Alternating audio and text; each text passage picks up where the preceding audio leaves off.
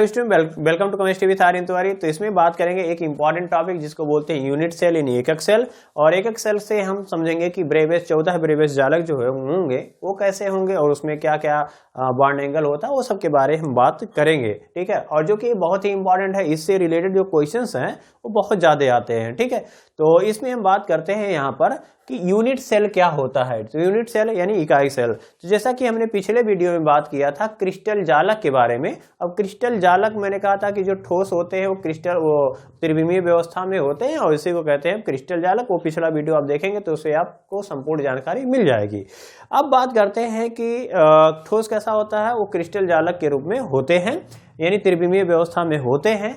अब बात करते हैं कि उसमें जो सबसे छोटा भाग होता है जिसकी पुनरावृत्ति से, जैसे मान लिया हमारे पास क्या है एकक सेल, ये क्या है आपका यूनिट सेल है।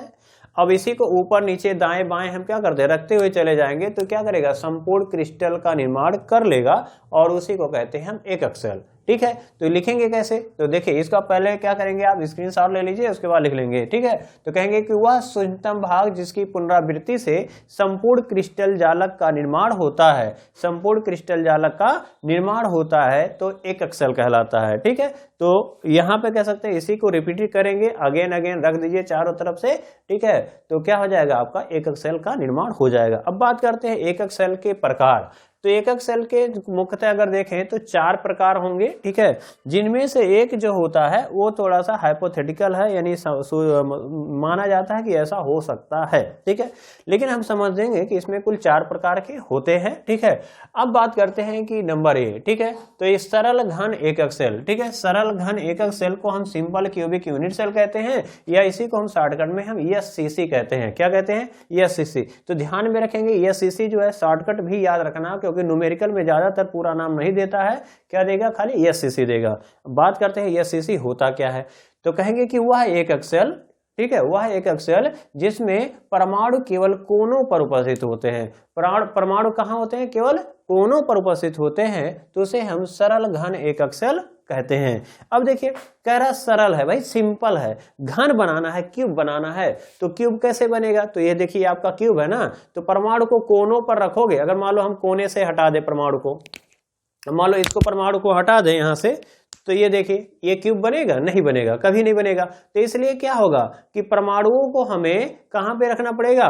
कोनों पर रखना पड़ेगा, तभी जाकर के क्या बनेगा? क्यूब बनेगा, यानी घन बनेगा। क्लियर हुआ? तो हम कह सकते हैं घन कैसे बनेगा? तो परमाणु जो है कोनों पर रहेंगे तभी बनेगा। सिंपल है, यानी कोई कॉम्प्लिकेशन नहीं है। तो हम ये कह सकते हैं कि वह एकक सेल जिसमें परमाणु कहाँ होता है? केवल कोनों पर उपस्थित होता है, उसी को क्या कहते हैं? हम एकक सेल कहते हैं, सरल घन एकक सेल कहते हैं। क्लियर हुआ? तो हम ये कह सकते हैं, इसको संरचना बना लेंगे। कैसे लिखेंगे? देखिए ऐसे बना लेंगे। ठीक है, तो ये हो गया आपका घन। क्या हो गया? घन होगा, यानी क्यूब हो गया। और परमाणु कहाँ है? कोनों पर। तो 1 कोना, 2 कोना, 3 हो गया, 4 हो गया। ये नीचे वाले होते हैं, जैसे एक कमरा है, ठीक है, तो उसमें एक कोने हो गए, नीचे वाले कोने, और एक ऊपर वाले भी होते हैं। ठीक है, तो कितने होते हैं? कुल 8 कोने पाए जाते हैं। कितने? 8। तो वही कह रहा है कि परमाणु कहाँ होते हैं? केवल अगर कोनों पर हैं तो उसे हम सरल घन एकक सेल या एससीसी कहेंगे। क्लियर? ये हो गया। उसके बाद कह रहा है कि अंतः केंद्रित या काय केंद्रित एकक सेल। नाम देखिए, नाम से ही आपको याद करने की जरूरत नहीं है, नाम से देखिए कह रहा है काय केंद्रित एकक सेल। काय मतलब क्या होता है? या अंत है, अंत मतलब अंदर, यानी ये हो गया उसका शरीर, यानी एकक सेल है ये, एकक सेल के शरीर यानी काय के अंदर, यानी यहाँ। यानी हम कह सकते हैं कि परमाणु कहाँ हो? देखिए यहाँ पर हो, तो परमाणु पहले कोनों पर रहेगा तभी घन का निर्माण करेगा। तो ये तो लिखना जरूरी है कि वह एकक सेल जिसमें परमाणु कोनों के साथ साथ कहाँ हो, यानी काय, यानी कह सकते एकक सेल के अंदर उपस्थित होता है, उसी को क्या कहते हैं? हम काय केंद्रित एकक सेल कहेंगे या अंतः केंद्रित एकक सेल कहेंगे।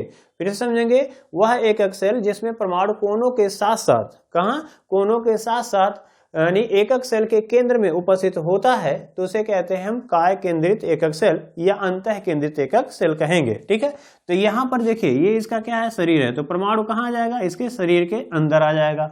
क्लियर। तो इसे क्या कहेंगे हम, काय केंद्रित या अंतः केंद्रित एकक सेल कहेंगे। क्लियर। अब देखिए अगला हो गया, ये हो गया आपका, इसी को कहते हैं हम, देखिए बॉडी सेंटर्ड यूनिट सेल, या इसी को हम कहते हैं बीसीसी। क्या कहेंगे हम, बीसीसी, शॉर्टकट में क्या कहेंगे, बीसीसी कहेंगे। क्लियर। तो ये हो गया आपका बीसीसी की संरचना हो गई। ठीक है, पहला क्या था आपका, इसको हटा देते तो क्या होता है, एससीसी होता। ये हो गया आपका बीसीसी। क्लियर। अब कह रहा एक और सेल है जिसको कहते हैं अंत केंद्रित या आधार केंद्रित एकक सेल। तो इसको हम अगर देखें तो इसको कहते हैं इंड सेंटर्ड यूनिट सेल या ईसीसी कहेंगे।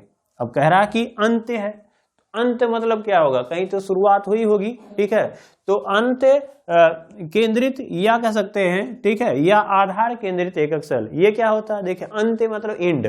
अब इंड मतलब ऐसे होगा, देखिए ये अगर मान लीजिए शुरुआत है तो ये खत्म हो रहा है, या ये शुरुआत है तो एक पर, तो ऐसे देखिए यहाँ पर, तो परमाणु कहाँ पे रहेगा, तो हम कहेंगे ये हो गया फलक। इसको क्या कहते हैं, फलक। जैसे ये दीवार होता है तो दीवार को हम कहेंगे फलक। ठीक है, तो उसी प्रकार से अगर देखें तो एक फलक यहाँ पे है, तो परमाणु कहाँ हो, ऐसे फलक पर, यानी फलक के केंद्र में, और उसी के विपरीत होगा तो यानी यहाँ पर।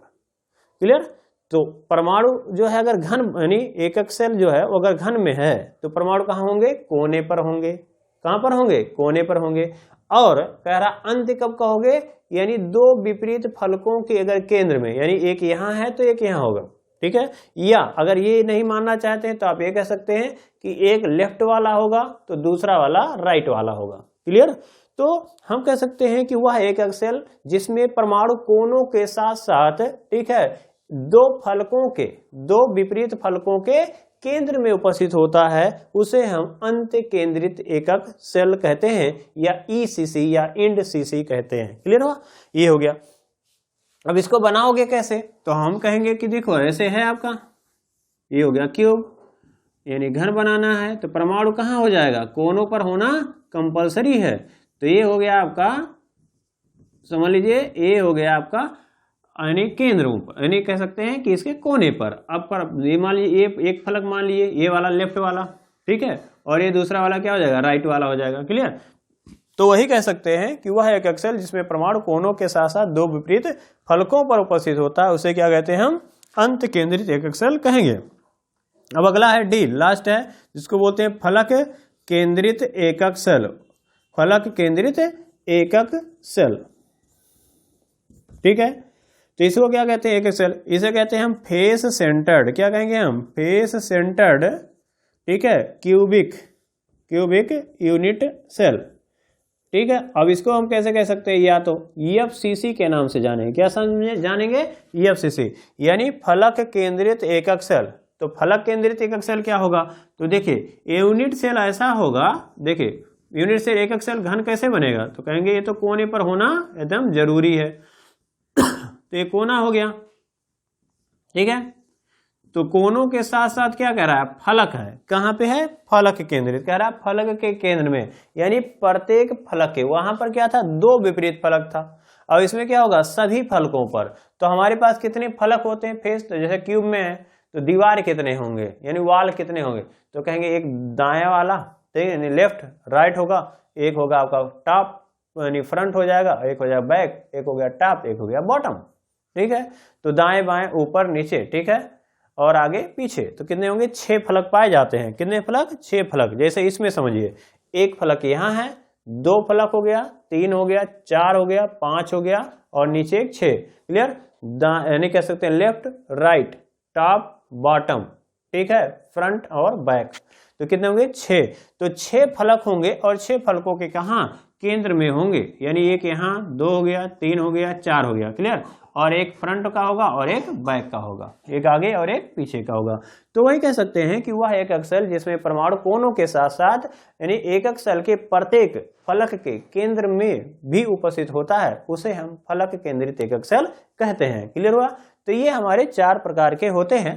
ठीक है, और इसे हम कहते हैं ECC, क्या कहेंगे इसे, ECC, और इसे कहेंगे हम EFCC, और एक ESCC वाला संरचना आप बना लेंगे। क्लियर हुआ। और डिफिनीशन जैसे जैसे मैं बोला हूँ वैसे वैसे आप क्या करेंगे, लिख लेंगे। ये थोड़ा सही नहीं बना है, इसको बना लेंगे इस प्रकार से।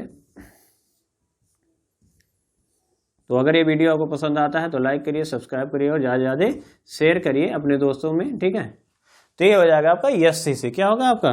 SCC होगा। अब इन्हीं के हेल्प से अगर देखें तो हमने कल बात किया था कि यानी एकक सेल का अभिलक्षण यानी कैरेक्टरिस्टिक आप कह सकते थे कि इसमें जो है पैरामीटर्स हमने देखा था 6 होते हैं। एक अल्फा होता है, बीटा होता है, गामा होता है, जिसे बोलते हैं इंटरफेसियल एंगल यानी अंतराफलकीय कोण। और दूसरा अगर बात करें तो हमें कोर की लंबाई या अक्ष की लंबाई हमने बात किया था, जिसे हम ABC से रिप्रेजेंट किए थे। तो उसकी सहायता से अगर देखा जाए तो जो एकक सेल होते हैं, ठीक है, वो कुल मिला करके अगर देखा जाए तो 14 होंगे और 14 ब्रेबेस जालक उसे कहते हैं, क्योंकि ब्रेबेस नामक वैज्ञानिक ने इसकी खोज की थी। अब उसके बारे में हम बात करते हैं, ठीक है।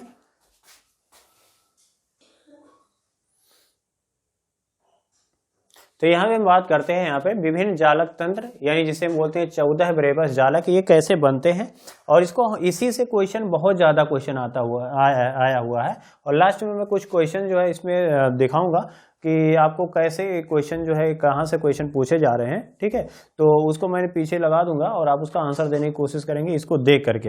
अब इसमें हमें सीक्वेंस याद करना जरूरी है, ठीक है।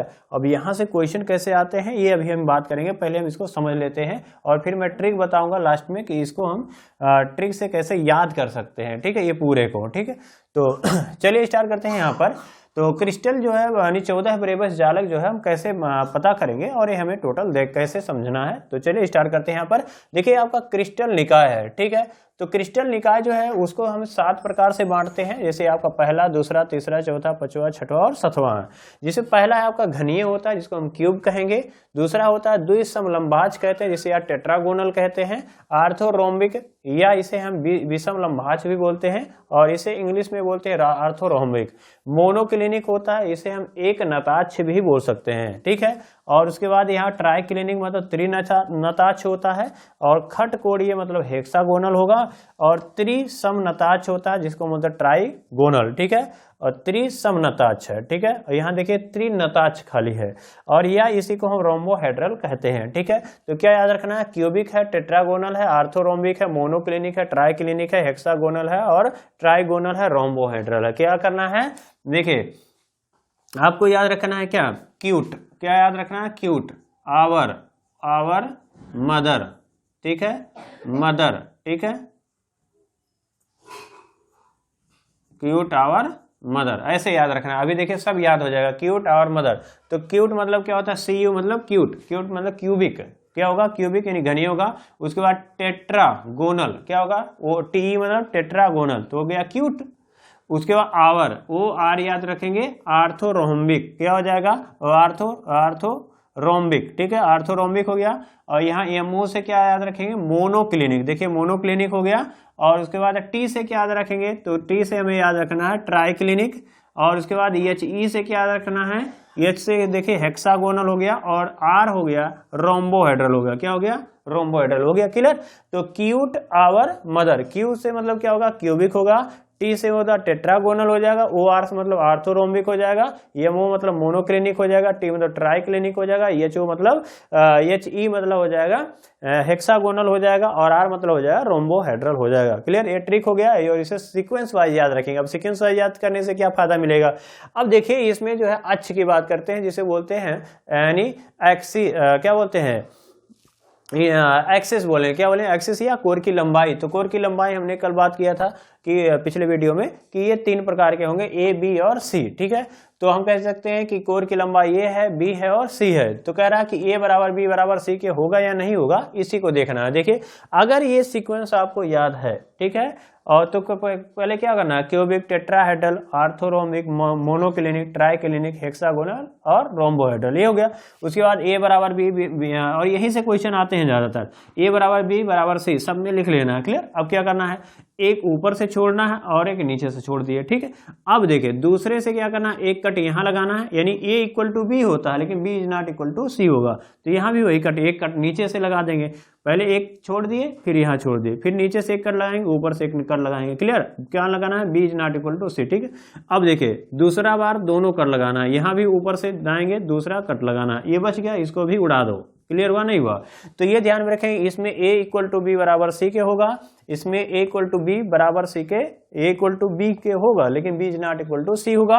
इसमें बात करेंगे तो a तीनों एक दूसरे के इक्वल नहीं होंगे, इसमें भी इक्वल नहीं होंगे, इसमें भी इक्वल नहीं होंगे, लेकिन यहाँ पर a is equal to B के होगा, but b is not equal to C होगा, और a equal to B equal to C होगा। ठीक है, यानी a बराबर b बराबर सी होगा। क्लियर। तो यहाँ पर अगर हम बात करें तो ये सीक्वेंस याद रखना है। करना क्या है, एक ऊपर छोड़ना है, एक नीचे छोड़ना है, ऊपर से एक कट लगाना है b और c के बीच में, यहाँ भी कट लगाना है नीचे से एक छोड़ करके। उसके बाद सेकंड जब कट लगाएंगे 2 बार दोनों कट बराबर कट हो जाएगा, ये भी हो जाएगा, बचा है वो 2 उसको उड़ा देंगे। क्लियर। अब यहाँ देखिए कोण है, कोण जो होता है इसको बोलते हैं इंटरफेसियल एंगल, यानी अंतराफलकीय कोण। अंतराफलकीय कोण में हमने देखा था अल्फा बीटा एंड गामा होता है।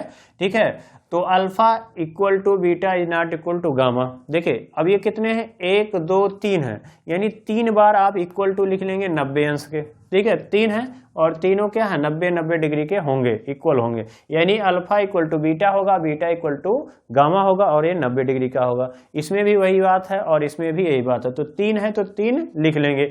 अब देखिए डिफरेंस कहाँ से आता है, यहाँ जाएंगे मोनोक्लिनिक। अब मोनोक्लिनिक में याद रखेंगे मोना, मोनो क्या होना है, बेटा है। मोनो क्या है, एक बेटा है, मोनो क्या है आपका बेटा, तो बेटा इज नॉट इक्वल टू 90 के, यानी अल्फा और गामा तो 90 डिग्री के होंगे, लेकिन बीटा जो है यानी बेटा जो है वो 90 डिग्री के इक्वल नहीं होगा, यानी मोनोक्लिनिक जो है वो 90 डिग्री के इक्वल नहीं होगा। क्लियर। अब बात करते हैं, चलिए ठीक है ये हो गया। अब यहाँ पे बात करते हैं ये कैसे समझेंगे। अब कह रहा देखो बेटा हो गया अलग, बेटा हो गया अलग, तो ये भी क्या हो जाएंगे अलग, तो यही लिखेंगे, यानी बेटा हुआ जब अलग तो और सब क्या हो जाएंगे, सब लोग अलग हो जाएंगे। यानी देखिए ट्राई क्लिनिक है यानी 3, यानी तीनों क्या हो जाएंगे अलग हो जाएंगे। तो alpha is not equal to beta के होगा, beta is not equal to gamma के हो गया, और gamma is not equal to, यानी सब जो होंगे वो 90 डिग्री के इक्वल नहीं होंगे। क्लियर हुआ। अब यहाँ पर जाएंगे, अब यहाँ पर देखेंगे तो यहाँ देखिए खटकोणीय हेक्सागोनल है। ठीक है, तो यहाँ पर कौन है आपका गामा, क्या है गामा। ठीक है, अब ये तीनों इक्वल नहीं होंगे, 90 डिग्री के इक्वल है, तब तक गामा बाहर कूद के आ जाएगा, कहेगा भैया देखो हम हैं, लेकिन 90 डिग्री के नहीं होंगे, लेकिन होंगे कितना, तो कह रहा है 120 होंगे। अब एग्जाम में आप भूल जाओगे कि 120 कैसे याद रखना है। तो देखो यहाँ पर नाम है हेक्सा, हेक्सा मीन्स क्या होता है 6, हेक्सा से क्या हो जाएगा आपका 6 हो जाएगा, क्या हो जाएगा 6 हो जाएगा। तो 6 से याद रखेंगे 6 दूनी 12, 12 से याद होंगे 120। क्लियर हो गया, 6 दूनी 12, 12 से क्या याद रखेंगे 120, तो देखिए 120। तो गामा जो होगा, गामा पहलवान आएगा और कहेगा भैया हम 120 के हैं, तो 120 क्योंकि बहुत बॉडी बिल्डर होगा तो 120 डिग्री का होगा, और अल्फा और बीटा जो होगा वो 90 डिग्री के हो जाएंगे। क्लियर। अब यहाँ पे अगर बात करते हैं लास्ट वाले में क्या याद रखना है, लास्ट वाले में आपका है त्रिसमनताक्ष, क्या कह रहा है त्रिसमनताक्ष, यानी तीनों सम होंगे, बराबर होंगे, यानी अल्फा बराबर बीटा के होगा, बीटा बराबर गामा के होगा, लेकिन ठीक है नहीं होगा, कह रहा त्रिसम ना मैंने नहीं होगा, क्या 90 डिग्री के, 90 डिग्री के इक्वल नहीं होगा, यानी अल्फा बीटा गामा जो होंगे वो इक्वल होंगे एक दूसरे के, लेकिन 90 डिग्री के इक्वल नहीं होंगे। एक बार इस वीडियो को दोबारा आप क्या करेंगे, पीछे करके उसको एक बार देख लेंगे तो आपको याद हो जाएगा, और एक बार जरूर लिख लेंगे। क्लियर हुआ। ये यहाँ से क्वेश्चन इंपॉर्टेंट है। अब वह पूछ लेगा कि निम्नलिखित में यानी त्रिसमनताक्ष में होता है, यानी कह सकते हैं या कह दे कि मोनोक्लिनिक में होता है। अब ऐसे दे देगा मोनोक्लिनिक में होता है क्या, A is not equal to B, B is not equal to C, और देगा alpha is not equal, alpha equal to gamma equal to 90 degree और beta is not equal to 90 degree. ऐसा क्वेश्चन दे दिया गया, तो आप कैसे टैकल करोगे, इसका मतलब है कि आपको ये याद होना चाहिए, और यहीं से मैक्सिमम क्वेश्चन यहीं से आते हैं। ठीक है। अब एक क्वेश्चन आया हुआ था इसमें, नीट में क्वेश्चन आया हुआ था, ठीक है, कि कुल इसमें यानी ब्रेविस जालक में बीसीसी की संख्या कितनी होती है। बीसीसी की यानी कह सकते हैं अंतः केंद्रित घन एकक सेल की संख्या पूछा गया था। तो देखिए 1 2 3 कितने होते हैं, 3 होते हैं। ये आया हुआ है आपके बोर्ड में, यानी बोर्ड कह रहे हैं नीट में आया हुआ है। सोचिए क्वेश्चन यहीं से क्वेश्चन आया हुआ नीट में, यहाँ से बोर्ड में क्वेश्चन बहुत ज्यादा पूछे गए हैं। ठीक है, तो और नीट में भी यहीं से क्वेश्चन मैक्सिमम आते हैं। ठीक, अब इसमें देखेंगे कि ये कैसे याद रखेंगे ब्रेविस जालक। देखिए पहला आपको क्या पढ़ाया गया, एफसीसी, उसके बाद क्या है आपका बीसीसी याद रखेंगे, फिर एफसीसी। ठीक है, तो यहां पर देखिए 3 फिर 2 फिर 4 2 3 2 4 2, 3 2 4 2 1 1 1, यानी इसमें कितने हैं 3 हैं, इसमें कितने हैं 2 हैं, इसमें कितने हैं 4 हैं, इसमें कितने हैं 2 हैं, इसमें 1 1 1। अब टोटल जोड़ोगे तो कितना आ जाएगा 3 2 5 3 2 5 4 9 9 2 11 12 13 और 14 ब्रेवस हो गए। इसी को कहते हैं 14 ब्रेवस जालक। तो याद रखेंगे पहले में क्या होगा, एससीसी होगा, बीसीसी होगा, ठीक है, और एफसीसी होगा, ठीक, 3 हो गए। अब कह रहा है 2 लिखना है, तो एससीसी बीसीसी शुरुआत के लो, ठीक है। तो देखो ऐसे याद रखना है क्या, एससीसी, उसके बाद बीसीसी, ठीक है, ये 4 हमने पढ़े हैं। उसके बाद क्या रखना है, एफसीसी, और लास्ट में क्या है ईसीसी, क्या आएगा ईसीसी, यही देखना है। तो पहले 3 लेना है, ये तीनों एससीसी बीसीसी एफसीसी, 3 हो गया। उसके बाद 2 लेना है, फिर वापस जाएंगे यहाँ से, कहाँ से लेंगे 2 लेंगे, यानी एससीसी बीसीसी, देखिए एससीसी और बीसीसी। अब कह रहा है कि 3 2 4 2, यानी 4 लेना है, यानी चारों ले लेना है, एससीसी बीसीसी एफसीसी और एससीसी, ये हो गया। अब चारों आ गया। उसके बाद फिर कहेंगे 2 एससीसी बीसीसी, यानी कह सकते हैं 3 2 4 2, तो 4 2, यानी फिर क्या करेंगे एससीसी, ये लिखेंगे, लेकिन ये लास्ट है 2, क्या है लास्ट है, यानी इंड वाला ले लेंगे, क्लियर, लास्ट 2 है, यानी 3 2 4 2 1 1, तो 2 क्या है लास्ट में यूज कर रहे हैं। अब उसके बाद 2 नहीं आएगा तो हम कहेंगे ईसीसी, इंड सीसी, ऐसे याद रखेंगे। तो ठीक है, तो इंड सीसी कितना, यानी एससीसी और ईसीसी हो गया। उसके बाद क्या है आपका एससीसी एससीसी, दो तीनों में लिखते हुए चले जाएंगे। तो एससीसी की संख्या तो 7 होगी, लेकिन बीसीसी की संख्या कितनी होगी 3 होगी, ईसीसी की संख्या कितनी होगी 2 होगी, क्लियर हुआ। ये बात ध्यान में रखेंगे। एग्जाम्पल के लिए आपका यहाँ पर है एग्जाम्पल, आप देख लेंगे कि क्यूबिक का क्या होता है, NaCl KCl हीरा कॉपर है। देखिए ये सब जो एग्जाम्पल है ये आपको रटने पड़ेंगे, ठीक है। हालांकि एग्जाम्पल से क्वेश्चन बहुत कम आते हैं, ठीक है, तो लेकिन आपको रटना पड़ेगा। अगर एग्जाम्पल रटना है तो रट सकते हैं, लेकिन ये इतना आपको याद कराया जा चुका है। अब इसको एक बार घर पे जाकर के अच्छे से उसको क्या करेंगे, नोट कर लेंगे, लिख लेंगे, और फिर दोबारा लिखेंगे। तो कॉलम जब तक लिखेंगे नहीं तब तक केमिस्ट्री आपको आएगी नहीं, तो कोशिश करिए लिखने की। तो इस वीडियो में बस इतना ही। अगर ये वीडियो आपको पसंद आता है तो लाइक करिए, सब्सक्राइब करिए और शेयर करिए। तो मिलते हैं नेक्स्ट वीडियो में। जय हिंद।